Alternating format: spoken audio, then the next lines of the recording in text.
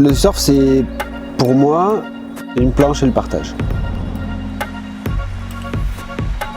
Et puis il y a ce truc en plus qui est vraiment d'être confronté à l'élément, à la nature, être dedans et vraiment en faire partie.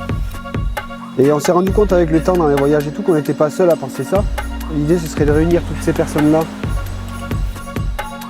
J'aimerais faire une carte du monde avec tous les gens qui se reconnaissent dans cet état d'esprit. Des gens qui veulent partager, qui veulent échanger. Ce qui est vraiment pour moi le plus intéressant, c'est que la personne se retrouve au travers de ce petit moyen qui est la planche de surf. Quelque chose où les gens puissent avoir leur place, chacun. La Freedom Family au départ c'est un groupe de potes. C'est comme des ados feraient leurs stickers et les mettraient sur leur skate ou sur leur surf ou sur leur casquette quoi. C'est un peu ça au départ. C'est reconnu dans le partage en général de la vie, des voyages, des rencontres. Puis petit à petit, on a commencé à faire fabriquer nos planches de surf, à toucher à plein de trucs. On préférait fabriquer que consommer.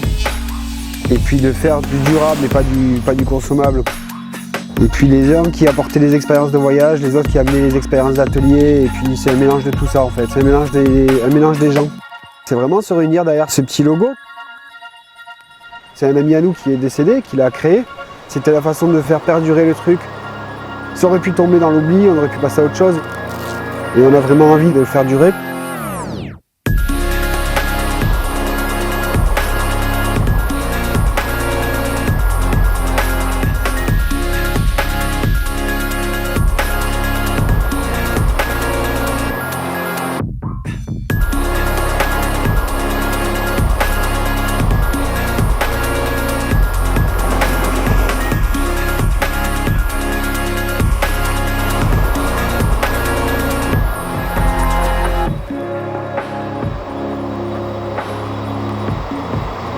Au final, l'objectif, ça reste l'élément.